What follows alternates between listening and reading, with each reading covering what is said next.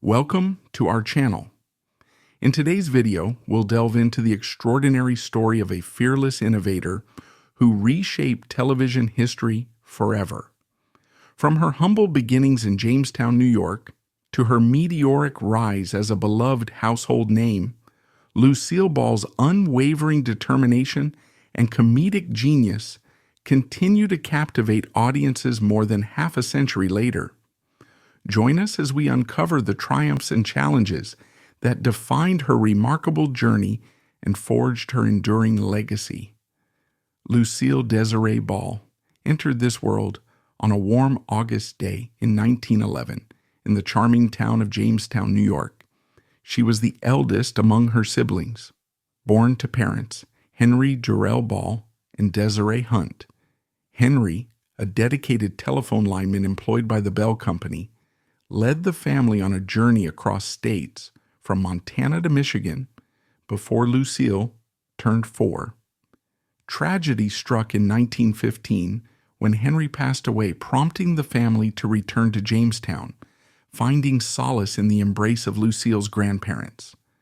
Lucille's early childhood in Jamestown provided a foundation of close-knit family connections that would shape her eventual resilience and sense of humor. Raised in part by her grandparents, she learned the value of hard work and perseverance from an early age. Her grandfather, who had a flair for light-hearted storytelling, often entertained young Lucille with anecdotes that sparked her interest in performing. This environment wasn't just a safe haven after her father's passing. It also nurtured her curiosity and allowed her comedic instincts to flourish. Growing up in upstate New York, Lucille also experienced the changing cultural landscape of the early 20th century. With new forms of entertainment emerging, from vaudeville acts to silent films, she developed a fascination with performance. Her mother, Desiree Hunt, sought to balance traditional expectations of young women at the time with Lucille's budding desire to explore show business. Together, Lucille's family encouraged her to participate in local festivities, holiday plays, and community events, allowing her to hone her natural inclination toward humor and dramatic flair. However, despite her family's support, Lucille endured the emotional hardship of her father's untimely death. This tragedy left an indelible imprint on her outlook, fueling both her determination to succeed and her desire to bring laughter into the lives of those around her. Losing a parent at such a tender age instilled in her a profound appreciation for life's fleeting moments, as well as a certain boldness that later manifested in her comedic style. Through her experiences in Jamestown, she learned to channel personal grief into creative expression, an approach that would become central to her future work in entertainment. The town of Jamestown itself was a modest yet vibrant community. Its small theaters, local amusements, and social gatherings served as Lucille's early playground for observing how people interacted, laughed, and sought lightness in difficult times. Later in life, she often recalled the warm sense of neighborhood pride and closeness that characterized her upbringing. These memories helped shape her television persona, relatable, warm-hearted, and always ready to turn everyday trials into comedic gold. Even as a child, Lucille revealed signs of the performer she would become. She was quick-witted, playful, and unafraid to stand out. Her grandparents' home acted as a safe stage for her first comedic attempts, from staging miniature plays to imitating local residents and popular figures of the time. Many of her childhood antics were fueled by her emotional resilience and an inner spark that refused to be dimmed by life's hurdles. In looking back at Lucille's formative years, it's clear that her earliest experiences forged the raw materials of a comedic legend. Despite the profound sorrow of losing a parent, she emerged from Jamestown with an ability to transform adversity into artistry. It was a crucial foundation that would guide her through every rejection, setback, and triumph yet to come. From an early age, Lucille displayed an ardent passion for acting, a spark that her mother and grandfather eagerly nurtured. Throughout her teenage years, she embraced any opportunity to participate in school and community plays, yearning to refine her craft. This enthusiasm for acting was not merely a passing hobby for young Lucille. It represented a deeper sense of purpose and a genuine longing to express herself through performance. Whether she was auditioning for a small part in a local show or helping organize a neighborhood theatrical production, Lucille treated every stage, no matter how modest, as a valuable learning ground. During her adolescence, she devoured any information she could find about stage acting, Hollywood, and the lives of vaudeville stars. She pored over magazines, listened to radio broadcasts, and followed the careers of the era's most influential performers. She also studied comedic techniques through live shows whenever they passed through nearby towns, absorbing the timing, physicality, and pacing that resonated with audiences. These experiences cultivated her sharp comedic instincts, which she refined through countless hours of informal practice. Her mother, Desiree, often supported Lucille's ambitions by encouraging her to audition for amateur plays and beauty contests. Such experiences tested Lucille's resolve at an early age, exposing her to the realities of show business, rehearsals that could be grueling, and rejections that were frequent. Yet the unwavering support from her family buoyed her spirits. Her grandfather's belief in her abilities especially stood out. He saw potential in her comedic timing, her expressive face, and her ability to relate to audiences in a charming, down-to-earth manner. By embracing these early challenges head-on, Lucille gained a crucial sense of discipline. She learned to memorize lines with ease, adapt quickly to new roles, and remain poised in front of an audience. This level of focus would later be a driving force in her professional life, enabling her to pivot seamlessly between film, radio, and eventually television. Even in these formative years, the determination that defined her later career was evident.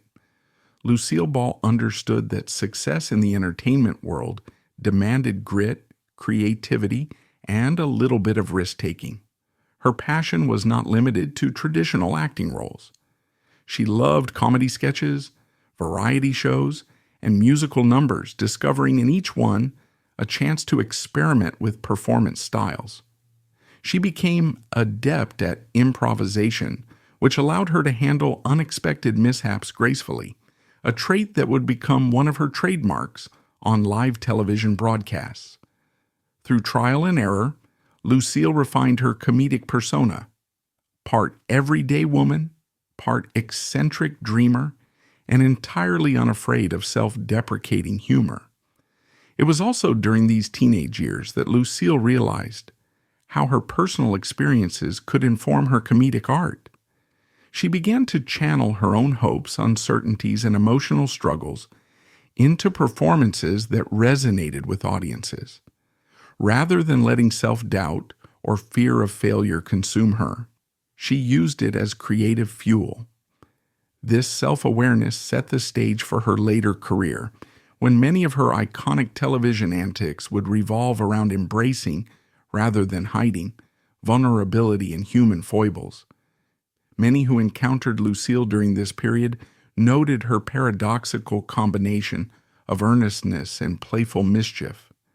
She was diligent and self-driven, yet also unafraid to push comedic boundaries, whether by making a silly face, pratfall, or comedic aside that left onlookers roaring with laughter.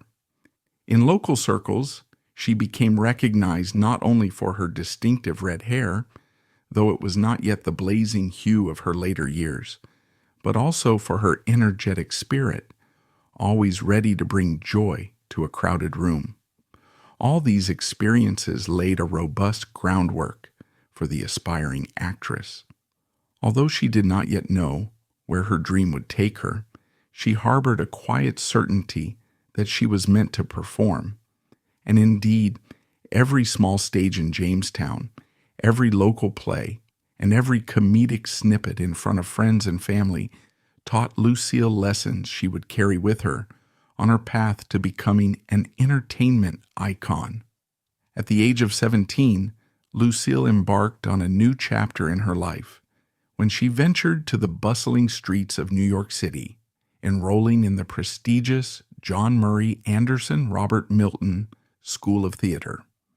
However, her journey took an unexpected turn when the instructors, after just one term, delivered the crushing news that she lacked the elusive qualities required to pursue an acting career, urging her to abandon her dreams and return home.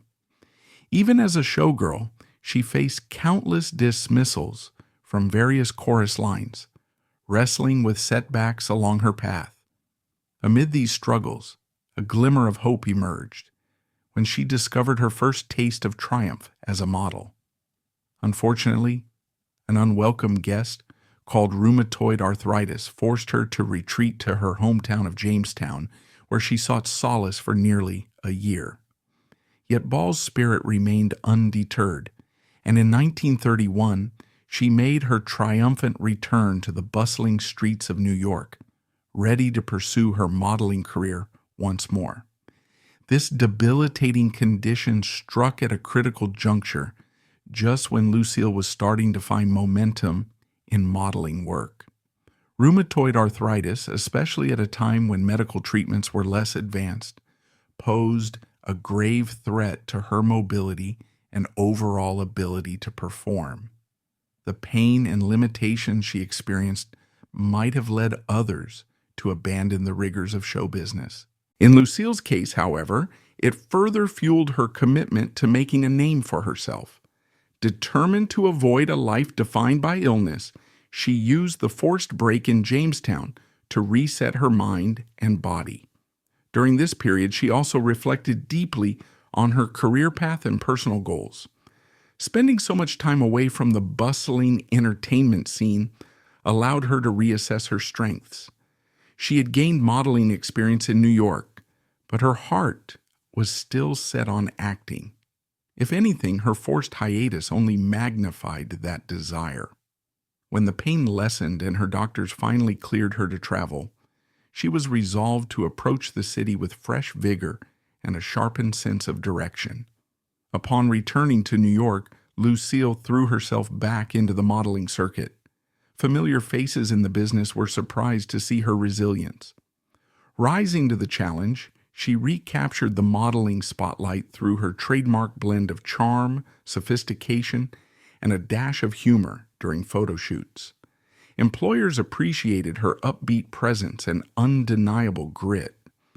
Although she had spent a year out of the scene, her unwavering passion helped her quickly land new opportunities. Meanwhile, she also scouted avenues to push her acting aspirations further. She used any downtime from modeling engagements to take additional dance lessons, improve her comedic timing, or refine her understanding of stage direction. Perhaps the greatest lesson she learned during her health setback was the importance of versatility. By honing multiple talents, acting, dancing, comedy, modeling, she aimed to become indispensable in a field that was notoriously harsh on newcomers. Every contact made, every audition passed or failed, every gig booked or lost was a stepping stone toward her ultimate dream. Beyond building her professional skills, this second stint in New York reinforced Lucille's dedication to forging meaningful relationships within the entertainment community. She recognized that alliances, be they with fellow models, producers, or other struggling actors, could open doors and lead to new breaks. It also became clear that combining comedic talent with a strong business sense would set her apart. Thus, she began to cultivate a brand of adaptability, ensuring that if one door closed, she could pivot swiftly to another. The period was far from easy. Managing rheumatoid arthritis required ongoing care and self-awareness. She often had to measure her physical limits carefully, and on more challenging days, the pain made simple tasks feel daunting. Yet in public, she strove to display confidence and vitality. Her willingness to endure the difficulties and still present a fresh, upbeat persona to casting agents and clients highlighted a hallmark of her character: the capacity to persevere with grace under pressure. Looking back, these obstacles in the early 1930s not only tested Lucille's emotional and physical fortitude, but also sharpened her professional instincts. By the time her modeling resumed in full swing, she was no longer the naive hopeful who had once been told to abandon acting. She was a survivor, someone who had confronted both professional rejection and personal health crises, only to come back stronger. This resilience would soon prove critical, as her career path led her to yet another life-changing turn of fate in the entertainment world. Destiny had an unexpected twist in store for Ball when her breakthrough arrived in the form of a portrait chosen by the prestigious Chesterfield Cigarette Company for a prominent advertising campaign. Overnight, she became the revered Chesterfield girl, her enchanting face adorning billboards throughout the magnificent city of New York. As fate would have it, a discerning talent agent caught sight of her captivating visage, recognizing potential that lay beyond the advertisements. With a stroke of luck, Ball received a remarkable opportunity to shine in a movie alongside the renowned Eddie Cantor in a production called Roman Scandals. And so in 1933, she bid farewell to the East Coast, setting her sights on the golden land of Hollywood, California. Over the next 15 years, Ball embarked on a journey through the silver screen, gracing numerous smaller films with her undeniable talent. Occasionally, she found herself cast in minor roles in major cinematic endeavors, sharing the spotlight with luminaries like Katharine Hepburn and Ginger Rogers in notable works such as Stage Door. It was during the production of Too Many Girls in 1940 that Ball's path intertwined with that of a young Cuban bandleader named Desi Arnaz, who had only recently arrived in the United States. Love sparked instantly between the two kindred souls, leading them down the aisle just a few months later on November 30th, 1940. For the ensuing decade, Ball dedicated herself to her cinematic pursuits in Hollywood, while Arnaz embarked on exhilarating tours across the nation with his band. The relentless separation took its toll on their marriage, prompting Ball to seek a solution that could breathe life back into their relationship. With unwavering determination, she arrived at a groundbreaking decision. The key to saving her marriage lay in finding a way for her and her beloved husband to collaborate in their professional lives. It was a bold idea, especially at a time when industry norms dictated that married couples often pursued separate trajectories, male performers as band leaders or film stars, and female performers as actresses or dancers. The geographical distances were significant. Desi would be headlining shows across the country, while Lucille was bound to Hollywood sets. Their phone calls were infrequent, given the time period, and letters were their primary form of communication. Frustration and loneliness set in, threatening the foundation of their union. Lucille, however, refused to watch her marriage wither. Observing that their shared passion for entertaining audiences was what first drew them together, she sought a project that could harness both their talents. On the one hand, she possessed a growing comedic reputation. On the other hand, he carried an infectious musical flair. If they could merge these two skill sets into one cohesive act, they might both salvage their relationship and create something fresh and exciting for fans. At first, the concept met with skepticism from peers and industry insiders. Desi's Latin music roots, while popular in dance halls, had yet to merge seamlessly with Lucille's comedic style on any large-scale production. Still, the couple pushed forward, brainstorming ways to integrate comedic sketches with musical interludes that highlighted Desi's band. They recognized the rising potential of radio, an avenue that allowed dynamic variety shows to flourish. Working together began to sound like a viable plan, especially if they could persuade a network to invest in their combined act. Lucille's unwavering resolve surprised many of her acquaintances. She was not simply a wife trying to be supportive. She was an equal partner who believed wholeheartedly in the value of Desi's artistry and her own comedic voice. She recognized that their cultural differences, her small-town American roots, and his vibrant Cuban heritage could actually be comedic gold if handled with care and authenticity. This recognition would eventually lead to the groundbreaking portrayal of a bicultural marriage on network television. During this period, as Lucille continued taking film parts in Hollywood, she quietly began pitching ideas for collaborative projects to producers and radio executives. She detailed the benefits of featuring a real-life married couple who could play off each other's comedic strengths while incorporating musical flair.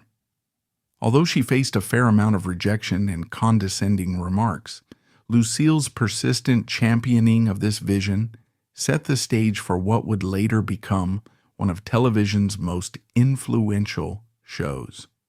Their quest to work together also had a personal, emotional dimension. Both Lucille and Desi felt the distance eroding their connection, and they looked for ways to sustain the love and spark they'd found early on. At times, they would meet in random cities, wherever Desi's band might be playing, or wherever Lucille had a film shoot, and test comedic routines before small, informal audiences.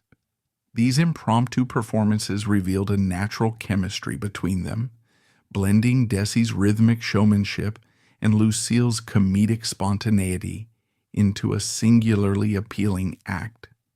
Ultimately, the drive to collaborate was less about financial or professional gain and more about preserving their bond. They realized that their talents complemented each other in a way no other partnership could replicate. If they could persuade a major platform to give them space, the comedic synergy might just captivate audiences in a fresh way. While the path to that goal was riddled with naysayers, Lucille clung to the conviction that if they could only seize the right opportunity, they might revolutionize the entertainment landscape and save their marriage in the process. A momentous opportunity knocked on the doors of Ball and Arnaz, courtesy of the Columbia Broadcasting System Radio. The network proposed a radio show centered around the lives of a married couple, and it was Ball who had a bold proposition. Why not have Arnaz portray her on-air spouse? The executives at Columbia Broadcasting System expressed concerns, doubting the believability of their marital portrayal. Yet Ball, armed with her persuasive charm, managed to sway their minds. In 1948, the radio show My Favorite Husband made its grand debut. Although the program enjoyed success initially, it gradually lost listeners to the burgeoning realm of television, which rapidly captivated audiences in the late 1940s. In 1950, Columbia Broadcasting System approached Ball with an enticing plan to transition My Favorite Husband to the television medium. Once again, Ball put forth her daring proposal, suggesting that Arnaz reprise his role as her on-screen husband. However, network executives remained skeptical, questioning the acceptability of their union in the eyes of television viewers. Determined to prove them wrong, Ball and Arnaz devised a brilliant stage act blending comedy and music, which they took on a nationwide tour. The response was overwhelming, with audiences embracing their chemistry wholeheartedly. When the couple returned to California, armed with undeniable proof of their appeal, Columbia Broadcasting System finally consented to produce a television show starring the dynamic duo. From the moment the series premiered in 1951, Ball and her husband assumed pivotal roles in shaping their beloved television characters. Their visionary idea had struck gold, but gaining the approval of a sponsor proved to be a challenging task. Undeterred, they swiftly filmed a pilot episode, adapting elements from their wildly successful stage act. It was during this time that Ball found herself carrying their first child, cleverly concealing her pregnancy beneath loose-fitting garments. The pilot caught the attention of Philip Morris, a prominent cigarette manufacturer who eagerly agreed to sponsor the program. However, their condition was that the show must be broadcast live from the Columbia Broadcasting System Network studios in New York City, the hub of television production at the time. Yearning to produce it in the glimmering realm of Hollywood, Ball and Arnaz sought to employ the magic of superior film quality, surpassing the cost-effective realm of videotape. They proposed constructing a sprawling soundstage, spacious enough to accommodate a live audience, and embraced a revolutionary multiple camera technique, offering their actors greater freedom to engage viewers.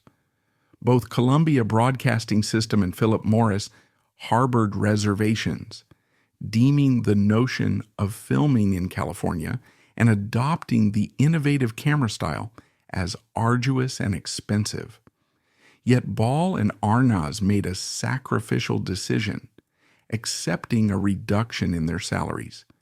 In return, they stood firm in their demand that their newly formed production company, Desi, be granted full ownership of the show.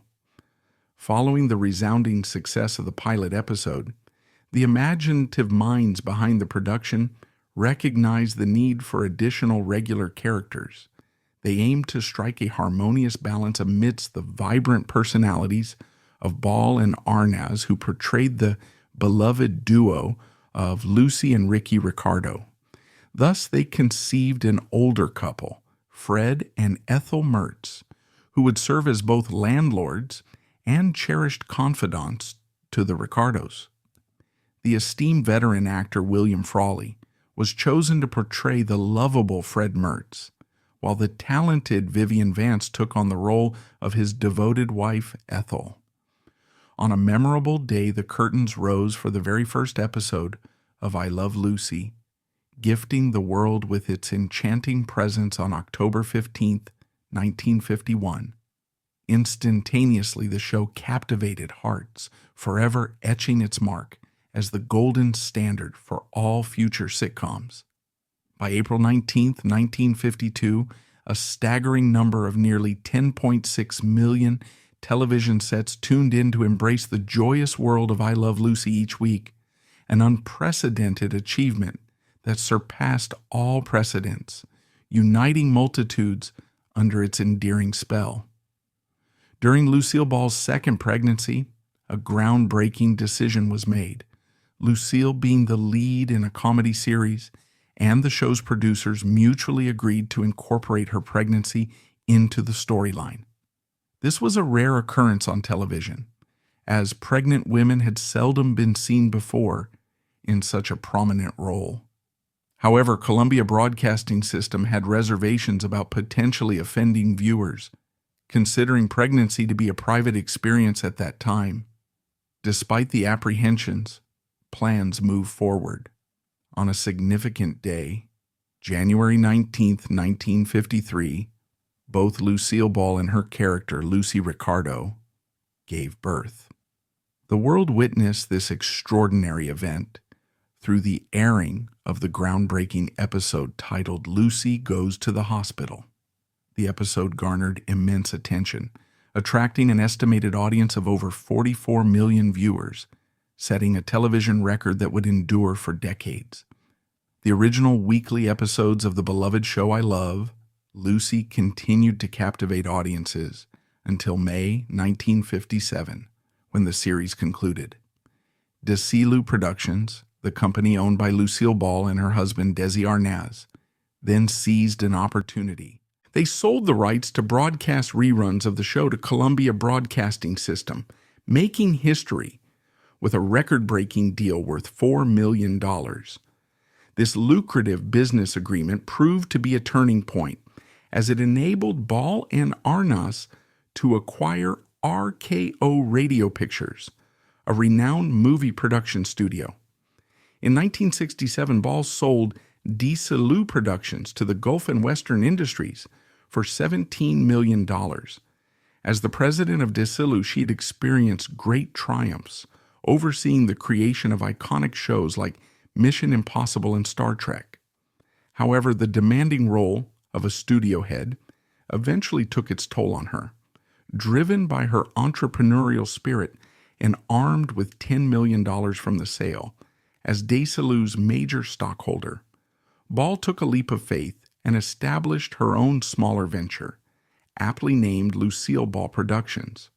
The passage of time brought forth the 1970s and 1980s, during which Ball's presence continued to grace television screens through captivating specials and occasional film appearances.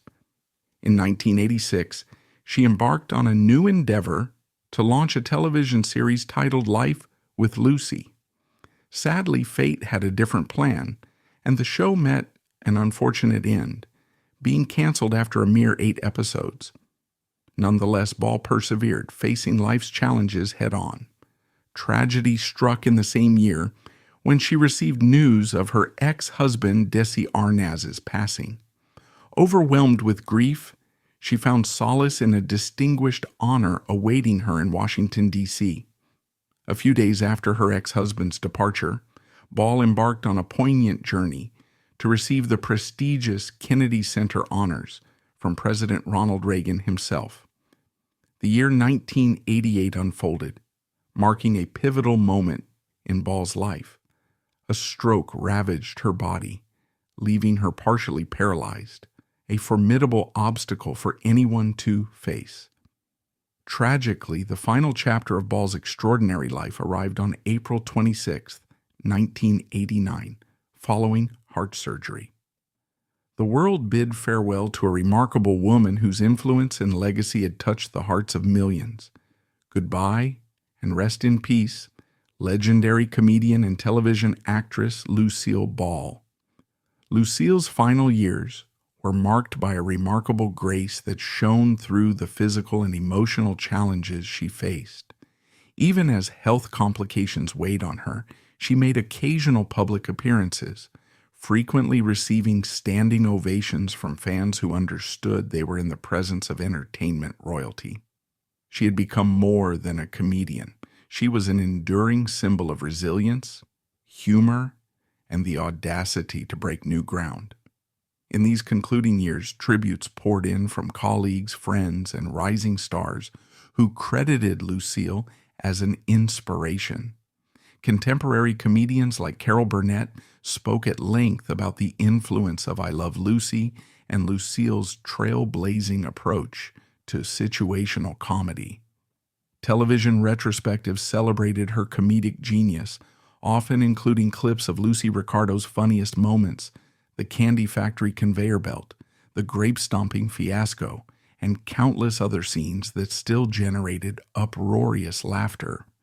Her death in April 1989 signaled not just the loss of a beloved public figure, but the end of a definitive era in television comedy. Her memorial brought together industry giants, political figures, and everyday fans who remembered her as the charismatic redhead, who every week transformed ordinary domestic situations into comedic gold. Flowers, letters, and heartfelt messages flooded in from around the globe, a testament to the far-reaching impact of her work. In the years following her passing, Lucille's legacy continued to flourish. I Love Lucy reruns remained a staple on numerous networks, entertaining new audiences who found the show's humor timeless. Scholars in media and cultural studies cited her as a pioneering female entrepreneur, emphasizing her role as the first woman to head a major Hollywood studio. Younger generations of television creators took cues from her multi-camera innovations, comedic timing, and willingness to push boundaries. Her personal story, rising from small-town Jamestown, New York, to become one of the world's most recognized comedic icons, highlighted the importance of perseverance, vision, and a dash of daring. By bringing Desi Arnaz onto the American small screen, she also championed the representation of Latin heritage, showcasing a bicultural marriage that was every bit as loving and comedic as any purely American union. Today, visitors to Jamestown can explore the Lucille Ball Desi Arnaz Museum, a tribute to her enduring impact on American culture. Scholars continue to unearth insights into how her comedic vision shaped everything, from sitcom structures to audience engagement. Fans, both old and new, remember her as the vibrant star who fearlessly mixed physical comedy, witty banter, and heartfelt emotion into half-hour segments that still bring joy to millions. With each passing decade, Lucille Ball's place in the comedic pantheon only grows more secure, a testament to her undying capacity to spark laughter and hope. And there you have it, a glimpse into Lucille Ball's hidden life, a story of resilience, passion, and trailblazing talent that changed the face of American entertainment. From her pioneering sitcom success to her powerful influence as a producer, she left an indelible mark on the world of comedy. Thank you for watching Lucille Ball, the hidden life of the greatest comedian. May her groundbreaking spirit and unforgettable charm continue to inspire generations to come.